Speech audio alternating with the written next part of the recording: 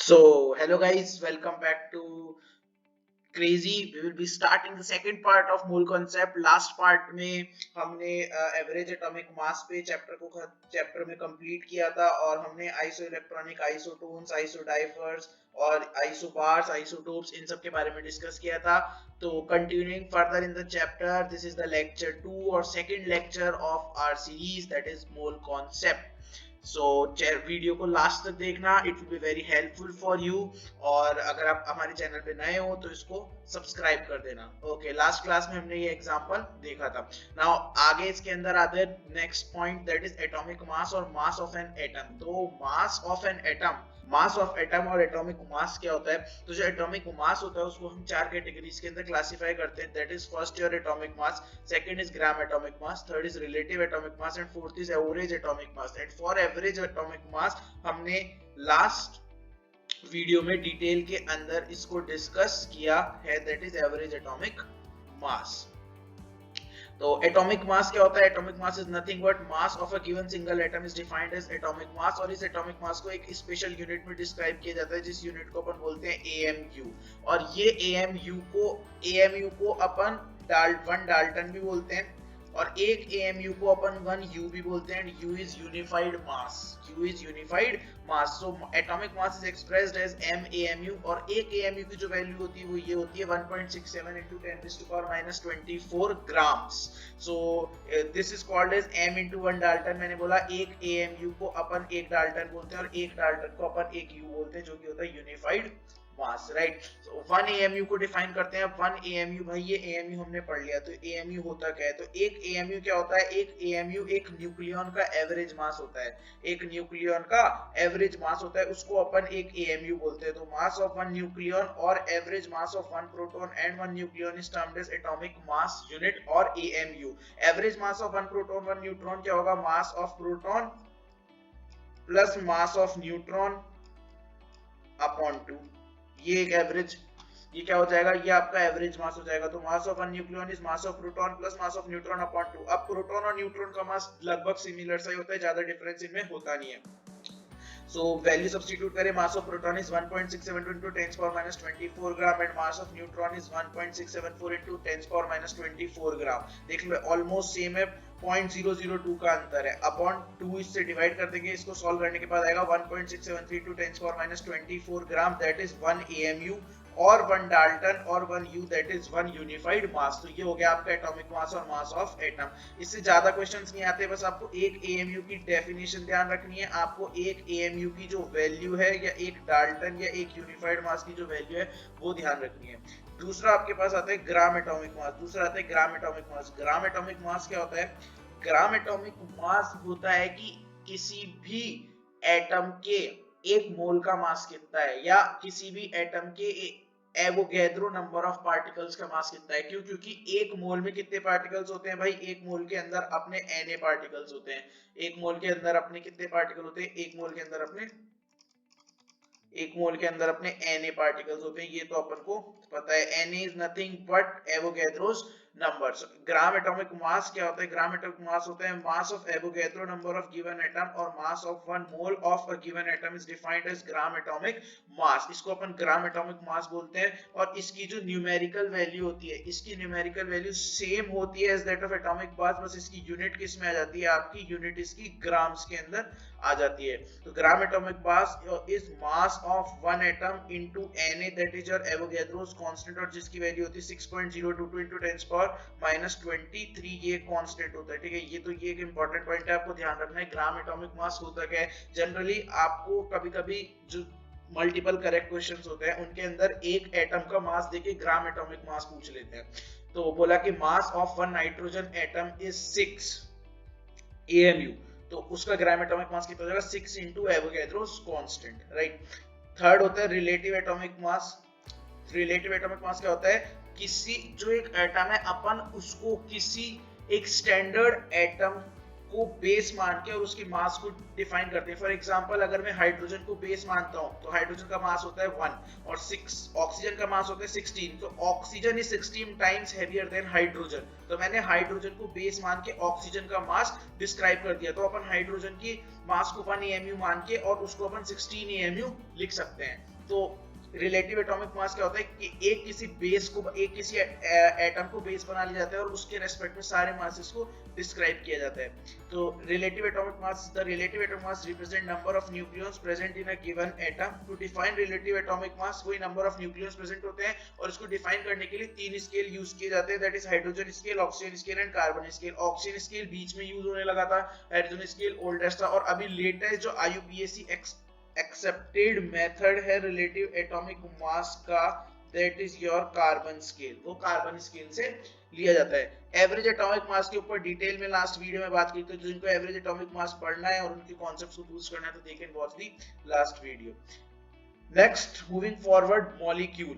What is a molecule? Molecule क्या होता है? जब एक या एक से ज्यादा एटम्स एक फिक्स्ड रेशियो में कंबाइन करते हैं तो जो सब्सटेंस बनाते हैं उसको अपन मॉलिक्यूल बोलते हैं। और ये जो एटम्स कंबाइन कर रहे हैं ये एक एलिमेंट के भी हो सकते हैं और डिफरेंट एलिमेंट के भी हो सकते हैं। Like when 2 or more than 2 atoms same or different are combined in a fixed ratio, then the substance generated is defined as a molecule। Same और डिफरेंट से क्या मतलब है? फॉर एग्जांपल अगर आपके हाइड्रोजन और हाइड्रोजन कंबाइन करें तो they will form a molecule that is termed as H2। तो ये सेम एटम के मॉलिक्यूल कंबाइन किए। And different in the sense, for example hydrogen is combining with Cl in a fixed ratio, that is 1:1 ratio, then it is forming a molecule that is termed as HCl, right? तो ये भी 1:1 ratio में है और ये भी 1:1 ratio में। तो सिंपल होल रेशियो के अंदर फिक्स्ड रेशियो में कंबाइन कर रहे हैं। सेम और डिफरेंट एटम्स हो सकते, सेम और डिफरेंट एलिमेंट्स के एटम्स हो सकते हैं, फिक्स्ड रेशियो में कंबाइन करके सब्सटेंस बनाते हैं, उसको अपन बोलते हैं मॉलिक्यूल। ये एक एग्जांपल हो गया, XaYbZc फॉर्म्स AXBYCZ, जो कि एक मॉलिक्यूल हो गया in the ratio X:Y:Z। The mass of molecule is classified in following categories. पहला होता है molecular mass. What is molecular mass? जो भी मॉलिक्यूल के अंदर एटम्स हैं उन रेस्पेक्टिव एटम्स का मास। Sum of atomic masses of all the atoms present in the molecule in AMU, उसको अपन बोलते हैं molecular mass. For example C6H6 का 48 AMU होता है। क्यों? क्योंकि कार्बन का होता है 12 AMU और कार्बन के 6 एटम है, तो that is 48 correct, it's 78, it's a typing error, it's 78, right. So C6H6 का मास होता है 78 ग्राम। हाउ? क्योंकि कार्बन का 12 AMU होता है, तो 12 into 6 प्लस हाइड्रोजन का 1 होता है, तो 1 into 6, total gives you 72 plus 6, that is your 78 AMU, that is 78 into 1.673 into 10 power minus 24 gram. Similarly H2O का मास होता है 18 AMU, क्यों 16 ऑक्सीजन का होता है और ऑक्सीजन का एक ही एटम है, तो 16 into 1 plus 2 into 1, क्योंकि हाइड्रोजन का एक AMU होता है और उसके 2 एटम्स है, तो 18 AMU। तो ग्राम्स के अंदर हो जाएगा 18 into 1.673 into 10 raised to power minus 24 grams. दूसरा होता है ग्राम एटॉमिक मास। दूसरा क्या होता है आपका? ग्राम एटॉमिक मास। ग्राम एटॉमिक मास क्या होता है? The mass of 1 mole of a given molecule. जैसे ही ग्राम मॉलिक्यूलर मास सेम होता है जैसे ग्राम एटॉमिक मास होता है, बस डिफरेंस इतना सा है, वो एटम के लिए डिफाइन किया जाता है, ये मॉलिक्यूल के लिए डिफाइन किया जाता है। एक मॉलिक्यूल का मास कितना है, या फिर mass of 1 mole of a given molecule, एक मोल के अंदर एक मोल के मॉलिक्यूल का मास कितना है, या फिर एवोगैड्रो नंबर ऑफ मॉलिक्यूल्स का मास कितना है, उसको अपन ग्राम मॉलिक्यूलर मास बोल देते हैं of a given molecule is defined as its gram molecular mass. उसकी जो न्यूमेरिकल वैल्यू होती है वो सेम होती है मॉलिक्यूलर मास की तरह ही, बट उसकी जो यूनिट होती है वो ग्राम्स के अंदर एक्सप्रेस की जाती है। Again C6H6 is nothing but 78 grams, H2O is 18 grams. Next जो काफी इंपॉर्टेंट है, जो काफी पूछा जाता है, calculation of moles of a substance. Moles कैसे कैलकुलेट किए जाते हैं? देखिए, इस चैप्टर का नाम इसीलिए बेसिक कॉन्सेप्ट्स ऑफ केमिस्ट्री रखा गया है। क्यों? क्योंकि ये जो चैप्टर है आगे पूरी केमिस्ट्री के अंदर काम आता है, पूरी केमिस्ट्री में आपके ये चैप्टर आगे काम आएगा। दैट इज, इस वजह से इस चैप्टर को अच्छे से समझना बहुत जरूरी है, केमिस्ट्री का काफी इंपॉर्टेंट चैप्टर है। तो मोल्स की कैलकुलेशन की तरफ अपन आगे बढ़ते हैं। जब आपको किसी भी सब्सटेंस का मास गिवन होता है तो आप उस सब्सटेंस की मोल्स कैसे निकालते हैं? It's very easy. पहले तो वो देखो कि सब्सटेंस एटम है कि मॉलिक्यूल है। वो एक एटम भी हो सकता है, plus substance can be one molecule, plus वो सब्सटेंस एक मॉलिक्यूल भी हो सकता है। वो सब्सटेंस एक मॉलिक्यूल भी हो सकता है। अगर वो एटम है तो एटम का मास गिवन है, तो आप क्या करेंगे, उस मास को उसके एटॉमिक मास से डिवाइड कर देंगे तो उसके मोल्स आ जाएंगे। ऐसे ही मॉलिक्यूल गिवन है तो उस मास को आप उसके मॉलिक्यूलर मास से डिवाइड कर देंगे तो उसके मोल्स आ जाएंगे। तो मोल्स क्या होते हैं? Given weight in grams upon molecular weight in grams. Given weight in grams upon molecular weight in gram. Given weight in gram upon molecular weight is the mole. क्या है? एक यूनिटलेस क्वांटिटी है। ये important point आपको ध्यान रखना है क्योंकि ग्राम से ग्राम कैंसिल हो जाएगा। moles of AXBYCZ is mass of AXBYCZ upon its gram molecular weight. For example, अगर मैं आपको बोल दूं कि calculate moles of 156 gram of C6H6, 156 gram of C6H6, तो उसके मोल्स कितने हो जाएंगे? सिमिलरली 156 ओवर इसका मॉलिक्यूलर वेट होता है 78, इसको कैंसिल कर देंगे इससे, तो टोटल मोल्स कितने आ जाएंगे आपके पास? 2। सिमिलरली मैं आपको बोल दूं calculate moles of 46 gram of sodium, 46 gram of sodium, तो उसके मोल्स कितने होंगे? 46 अपॉन 23, दैट इज 2, राइट। तो एटम भी हो सकता है और वो मॉलिक्यूल भी हो सकता है। AXBYCZ एक मॉलिक्यूल है, इसलिए इसका अपन ग्राम मॉलिक्यूलर मास दिया है, वही सेम C6H6 की तरह है। अगर आपको नंबर ऑफ मॉलिक्यूल्स गिवन है तो आपके मोल्स हो जाएंगे number of molecule divided by your Avogadro's constant, that is 6.022 into 10 power minus 23, ये रहा एवोगैड्रो कांस्टेंट। तो अगर आपको मॉलिक्यूल गिवन है, किसी नंबर ऑफ मॉलिक्यूल्स गिवन है या नंबर ऑफ आयंस गिवन है, इट कैन बी मॉलिक्यूल और आयन, कुछ भी हो सकता है। It can be molecule, ion, electrons, कुछ भी। तो आप उसको क्या करेंगे? Na से डिवाइड कर देंगे तो मोल्स आ जाएंगे आपके पास एक सब्सटेंस के। Some hacks of understanding problem language, जो क्वेश्चंस की जो लैंग्वेज है उनको समझने में काफी दिक्कत होती है। आपको एक चीज ध्यान रखना है कि क्वेश्चन के अंदर 1 ग्राम एटम कहा गया हो, चाहे 1 ग्राम आयन कहा गया हो, चाहे 1 ग्राम मॉलिक्यूल कहा गया हो, सबका मीनिंग 1 मोल ही होता है। 1 gram atom is nothing but 1 mole, 1 gram ion is nothing but 1 mole, similarly 1 gram molecule is nothing but 1 मोल। ये सब 1-1 मोल के ही इक्विवेलेंट होते हैं। ये क्वेश्चंस के अंदर कंफ्यूज करने के लिए डाले जाते हैं। 1 ग्राम एटम, 1 ग्राम आयन और 1 ग्राम मॉलिक्यूल, ये कुछ नहीं होता, ये सिर्फ एक इनका जो टेक्निकल मीनिंग होता है वो 1 मोल होता है। अगर आपको दिया गया है कि 1 gram atom of C6H6 is nothing but 1 mole of C6H6, if you are given 1 gram ion of Al+3, then it is 1 mole of Al+3. If you are given 1 gram C6H6, then it is 1 mole C6H6। उसके बाद जो molecular mass आता है, अपन ने पहली category पढ़ी, दूसरी category ग्राम molecular मास और पहली कैटेगरी नॉर्मल मॉलिक्यूलर मास। उसके बाद इसी में आगे चलते थर्ड आता है एवरेज मॉलिक्यूलर मास। एवरेज मॉलिक्यूलर मास जो एवरेज एटॉमिक मास होता है उसी की तरह कैलकुलेट किया जाता है। Average molecular mass is calculated for mixture of 2 और more than 2 substances at a given composition, और अगर उनका कॉम्पोजिशन में कोई चेंज आपको ऑब्जर्व किया गया तो average molecular mass of the mixture is change, it is not absorbed, it is observed. अगर आपने कोई कॉम्पोजिशन के अंदर चेंज ऑब्जर्व किया तो आपका पूरा मॉलिक्यूलर एवरेज मॉलिक्यूलर वेट जो है मिक्सचर का वो चेंज हो जाएगा।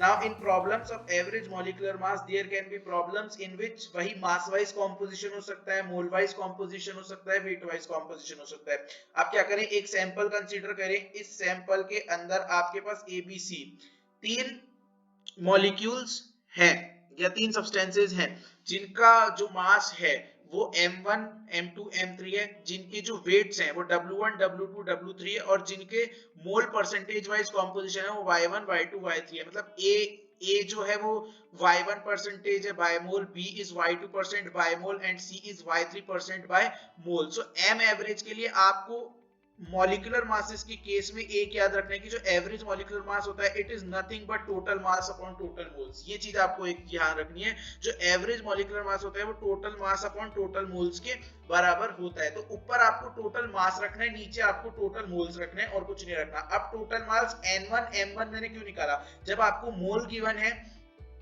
और उनके मासेस पता है तो आप उसका जो उनके मास वाइज कॉम्पोजिशन है, अगर आपको उनके मोल गिवन है और आपको उनके M1 M2 M3 गिवन है तो आप उनका टोटल मास निकाल सकते हैं, टोटल वेट निकाल सकते हैं। वो क्या होगा, क्योंकि जो मोल्स होता है वो होता है given weight upon molecular weight. तो ये जो M1 M2 M3 के उनके मास वाइज कॉम्पोजिशन है, तो अगर आपको उसका गिवन वेट निकालना है तो आप उसके मोल से उसके मॉलिक्यूलर वेट को मल्टीप्लाई कर देंगे। तो ये M1 M2 M3 कुछ ही नहीं, उनके मॉलिक्यूलर वेट्स का डिस्ट्रीब्यूशन किया गया है, ये उनके मॉलिक्यूलर वेट्स हैं। तो N1 M1 उसका मास, N2 M2 उसका मास, N3 M3 उसका मास। ये आपको सीधे मास ही दे देगा W1 plus W2 plus W3 upon N1 plus N2 plus N3, जो कि हो गए आपके टोटल मोल्स। और अगर आपको मोल परसेंटेज वाइज कॉम्पोजिशन दे दे, मोल परसेंटेज वाइज कॉम्पोजिशन दे दे, तो उनका वही मोल परसेंटेज वाइज कॉम्पोजिशन दे दिया y1 y2 y3, राइट। तो आपको क्या करना है, टोटल मोल्स को मान लेना है 100 और अकॉर्डिंग टू परसेंटेज उसको डिस्ट्रीब्यूट कर देना है। y1 1 के, y2 1 के, y3 1 के, जितने भी हैं उनको परसेंटेज वाइज डिस्ट्रीब्यूट कर देना है। उनका मास वाइज कॉम्पोजिशन पता है अपन को, M1 M2 M3 है, तो अब अपन मास को मोल से मल्टीप्लाई कर देंगे तो उसका गिवन वेट आ जाएगा। तो given weight upon total moles, मतलब total weight upon total moles. तो M1 Y1 plus M2 Y2 plus M3 Y3 upon total moles, that is Y1 plus Y2 plus Y3, और दैट इज नथिंग बट 100, क्योंकि सारे percentages का जो सम होता है वो 100 होता है। अब आपको यह एक चीज ध्यान रखनी है इस पूरी रामायण को समझने के लिए, क्या अगर आपको क्वेश्चन के अंदर मोल परसेंटेज गिवन है तो आपको टोटल मोल्स को 100 मानना है, अकॉर्डिंग टू परसेंटेज डिस्ट्रीब्यूट करना है एंड मेक कैलकुलेशंस अकॉर्डिंगली। अगर आपको वेट परसेंटेज गिवन है तो आपको टोटल मास 100 मानना है, अकॉर्डिंग टू परसेंटेज डिस्ट्रीब्यूट करना है मास को, और आपको कैलकुलेशंस उसी के हिसाब से अकॉर्डिंगली कैलकुलेट, उसी के हिसाब से आपको कैलकुलेशंस करनी है, right? If in the question mole percent is given, then assume total moles to be 100 and make calculations accordingly. अगर आपको क्या दे दे, अगर आपको वेट परसेंटेज दे दे तो आपको टोटल मास को 100 मानना है और उसी के हिसाब से आपको अपनी कैलकुलेशंस को कैरी फॉरवर्ड करना है, राइट। और अगर आपको इक्वल मोल्स दे दे, कभी कभी इक्वल मोल्स भी दे देता है, तो इक्वल मोल्स दे दे तो आपको सबके मोल्स n मान के और आगे प्रोसीड करना है। ओके, अब एक बहुत ही प्यारी सी प्रॉब्लम अपन करते हैं। एक बैग के अंदर 80% नाइट्रोजन है, 20% ऑक्सीजन है बाय मोल। तो मेरे को कुछ भी नहीं करना, मेरे को पता लग गए N2 के जो मोल्स हैं वो है 80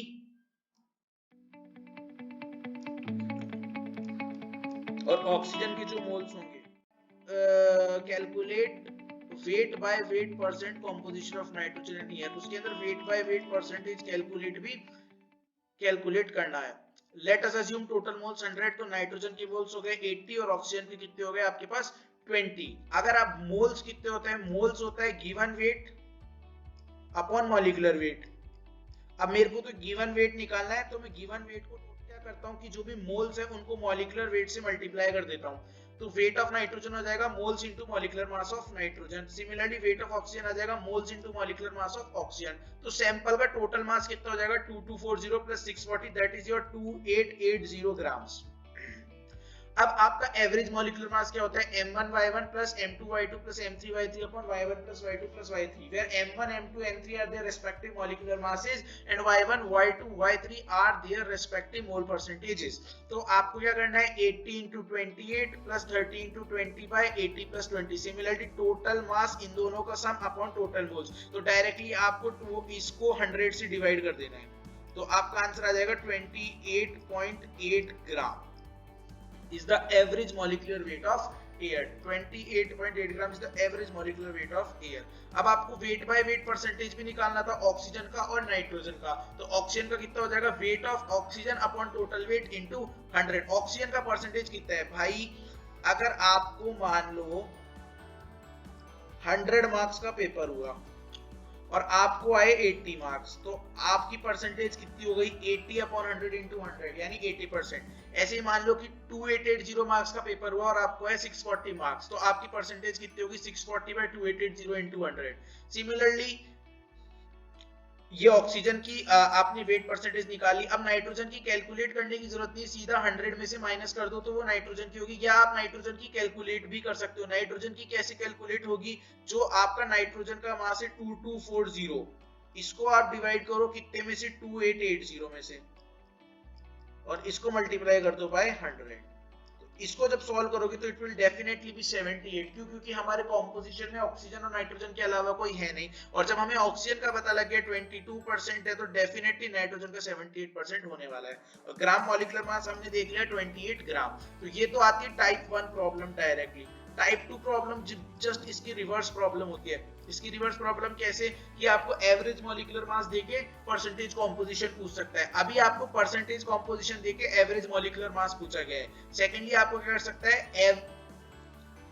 एवरेज मॉलिक्यूलर मास देके परसेंटेज कॉम्पोजिशन पूछ सकता है। इस प्रॉब्लम का जस्ट उल्टा, तो वो देखते हैं। जैसे हमारे पास एक मिक्सचर है CO और CO2 का, उसका एवरेज मॉलिक्यूलर मास 36 है। तो अब आपको CO और CO2 के मोल परसेंटेज कैलकुलेट करना है। Mole percentage, it is not MOLE, it is mole percent. आपको मोल परसेंटेज कैलकुलेट करना है। तो आप क्या मान लो कि CO के मान लो X% है यानी X मोल है, और CO2 के 100 माइनस X मान लो। आप मान लो कि जो टोटल मोल्स है CO और CO2 के सैंपल में वो तो 100 ही होंगे। टोटल मोल्स तो 100 ही होंगे, क्योंकि हमने अजम्पशन में लिया हुआ है पहले। टोटल मोल्स तो 100 ही होंगे। परसेंटेज वाइज कॉम्पोजिशन निकालना है तो टोटल परसेंटेजेस तो 100 ही होगी। तो मान लिया कि मैंने X% मेरा CO2 है और 100 माइनस X% मेरा CO2 है और X% मेरा CO है, सॉरी X% CO है और 100 माइनस X% CO2 है। वही लिखा कि मोल परसेंट CO का मान लिया X है और CO2 का मान लिया 100 माइनस X है। अकॉर्डिंग टू जो फॉर्मूला है आपके पास M1Y1 plus M2Y2 plus M3Y3 upon Y1 plus Y2 plus Y3, ठीक है। तो इसके अंदर M एवरेज कितना हो जाएगा, M1Y1 plus M2Y2 plus M3Y3 upon Y1 plus Y2 plus Y3। तो एवरेज मॉलिक्यूलर मास आपने लिख लिया 36, राइट। अब M1 इसका कितना है, CO का मॉलिक्यूलर वेट होता है 28। हाउ CO का मॉलिक्यूलर वेट 28, हाउ कार्बन का 16 और कार्बन का 12 और ऑक्सीजन का 16, राइट। कार्बन का 12 और ऑक्सीजन का कितना हो गया आपका 16, तो 16 plus 12 is your 28। Similarly CO2 को होता है 44, हाउ कार्बन का 12 और ऑक्सीजन का 16, और दो ऑक्सीजन है तो इनटू 2, तो ये होता है आपका 32 और ये हो गया आपका 12, टोटल इज योर 44। तो आपको कुछ ही नहीं करना, इसका मॉलिक्यूलर वेट कितना है 28 और इसका परसेंटेज कॉम्पोजिशन कितना है X, तो 28 into x plus 44 into 100 minus x upon total 100। इसको इधर क्रॉस मल्टीप्लाई किया तो 3600 हो गया, ये 28x हो गया, इसको अंदर मल्टीप्लाई कर दिया तो 4400 माइनस 44x हो गया। सॉल्व करा तो x की वैल्यू आ गई 50। तो आपके पास CO कितना है 50% है और CO2 कितना होगा 100 माइनस 50 यानी कि 50% है। तो आपका जो मिक्सचर था वो इक्विमोलर मिक्सचर था। वो कैसा मिक्सचर था, इक्विमोलर। जब मोल्स इक्वल होते हैं तो इक्विमोलर मिक्सचर। ये ऐसे दे सकता है, मल्टीपल करेक्ट में एक तो क्वेश्चन दे सकता है, उसके बाद दोनों के परसेंटेज कॉम्पोजिशन एक ऑप्शन में और दूसरे ऑप्शन में दे सकता है it is an equimolar mixture, तो दोनों ही आंसर करेक्ट हो जाएंगे, राइट। तो ये इक्विमोलर मिक्सचर हो गया CO और CO2। तो ये दो टाइप की प्रॉब्लम है। आपके पास परसेंटेज कॉम्पोजिशन देके मोल वाइज या मास वाइज आपसे एवरेज मॉलिक्यूलर मास पूछा जा सकता है, या फिर आपको एवरेज मॉलिक्यूलर मास देके परसेंटेज वाइज कॉम्पोजिशन पूछा जा सकता है। तो इसके अंदर आपको 100 मानना है, एक का x मानना है, दूसरे का 100 माइनस x मानना है, और अकॉर्डिंग टू क्वेश्चन फॉर्मूले आपको फॉर्मूले प्लग इन करके कैलकुलेट करना है। दूसरे वाले के अंदर आपको जो इससे पहले वाला प्रॉब्लम का टाइप था उसके अंदर आपको टोटल 100 मान लेना है, जो भी परसेंटेजेस कॉम्पोजिशन गिवन है उनको उसी के हिसाब से डिस्ट्रीब्यूट कर देना है, उनको उसी के हिसाब से डिस्ट्रीब्यूट करके फॉर्मूले के अंदर प्लग इन कर देना है, तो आपको एवरेज मॉलिक्यूलर मास मिल जाएगा। उसके बाद होता है range of average molecular mass. Average molecular मास की रेंज क्या होती है, तो एवरेज मॉलिक्यूलर मास की रेंज होती है molecular weight of that gas which has minimum molecular weight in the mixture to the molecular weight of that gas which is maximum molecular weight। तो जो आपकी ये एवरेज की जो रेंज होती है ना, ये रेंज होती है जिस मिनिमम मॉलिक्यूलर वेट वाली गैस से लेके मैक्सिमम मॉलिक्यूलर वेट वाली गैस तक। फॉर एग्जांपल CO और CO2 का मिक्सचर था, तो CO का कितना था वेट आपके पास 28, राइट, और CO2 का कितना था 44। तो मिनिमम मॉलिक्यूलर वेट वाली गैस है CO और मैक्सिमम मॉलिक्यूलर वेट वाली गैस है CO2। तो आपका जो एवरेज मॉलिक्यूलर वेट होगा इन दोनों के बीच में कहीं लाई करेगा, तो देख ले 36। फॉर एग्जांपल आपसे पूछा जाए कि O3 और O2 का मिक्सचर है, O3 और O2 का मिक्सचर है, ओजोन एंड ऑक्सीजन, तो एवरेज मॉलिक्यूलर वेट की जो भी वैल्यू होगी ना वो 32 से 48 के बीच में ही लाई करेगी। क्यों? क्योंकि वो गैस जिसका मॉलिक्यूलर वेट मिनिमम है वो है ऑक्सीजन, दैट इज योर 32, और वो गैस जिसका मॉलिक्यूलर वेट मैक्सिमम है that is your ozone, that is 48। तो आपका एवरेज मॉलिक्यूलर वेट हमेशा 32 से 48 के बीच में ही रहने वाला है। Now fourth is your relative molecular mass. Relative molecular mass क्या होता है? It will represent number of nucleons present in the molecule, but relative molecular mass will have no unit, it will be unitless. For example, relative molecular weight of water is 18। तो ये simple unitless quantity होगी और number of nucleons को represent करेगी। किसको represent करेगी? Molecule में number of nucleons को। यूनिटलेस होगी। फॉर एग्जांपल वाटर का कितना है? 18, वही उसका मॉलिक्यूलर मास यूनिटलेस। और अब अपन को कैलकुलेशन सीखनी है टोटल नंबर ऑफ मोल्स की, मॉलिक्यूल्स की और एटम्स की। ये काफी इंपॉर्टेंट कैलकुलेशन है। फॉर एग्जांपल आपको एक मॉलिक्यूल गिवन है AXBYCZ, उसके मोल्स आपको गिवन है N, ये तो इसके टोटल मॉलिक्यूल्स हो जाएंगे। इसके अंदर आपसे पूछा जाए कि total number of atoms of A कितना होगा, that is your X into N into Na। Total number of atoms of B कितना होगा? Y into N into Na। आपसे पूछा जाए कि इसके AXBYCZ के टोटल मॉलिक्यूल्स कितने हैं, तो वो तो अपन N इंटू Na कर देंगे डायरेक्टली। क्यों? ये कैसे कर दिया अपन ने? ये ऐसे कर दिया अपन ने क्योंकि अपन ने अभी थोड़ी देर पहले कहा गया एक फॉर्मूला सीखा था, number of moles is equals to number of molecules upon Avogadro number. तो अगर आपको मॉलिक्यूल्स निकालने हैं तो वो तो मोल्स इनटू एवोगैड्रो नंबर हो जाएंगे ना, मोल्स इनटू एवोगैड्रो नंबर। तो वही यहाँ पे मैंने किया कि अगर आपको मॉलिक्यूल्स निकालने हैं तो वो तो मोल्स इनटू एवोगैड्रो नंबर हो जाएंगे। लेकिन अगर आपको एटम्स निकालने हैं तो जिसके एटम, तो ये N इंटू N है तो उसके टोटल मॉलिक्यूल्स हो गए। लेकिन उन मॉलिक्यूल्स में जो A के एटम्स होंगे वो उसकी एटॉमिसिटी पे डिपेंड करेंगे। एटॉमिसिटी मतलब उसके कितने एटम्स उसके अंदर प्रेजेंट है। तो A के एटम्स के लिए आपको मॉलिक्यूल्स को उसकी एटॉमिसिटी से मल्टीप्लाई करने का पड़ेगा, that is x into n into Na। Similarly Y के B के लिए हो जाएगा y into n into Na। Similarly C के लिए हो जाएगा z into n into Na। और टोटल नंबर ऑफ एटम्स हो जाएंगे x plus y plus z into n into Na। ये इंपॉर्टेंट, तो ये आपको याद रखना।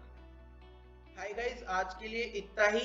Thank you for watching the whole video. Like to our video, subscribe to our channel and share it with your friends near and dear ones. Thank you so much. Love you all.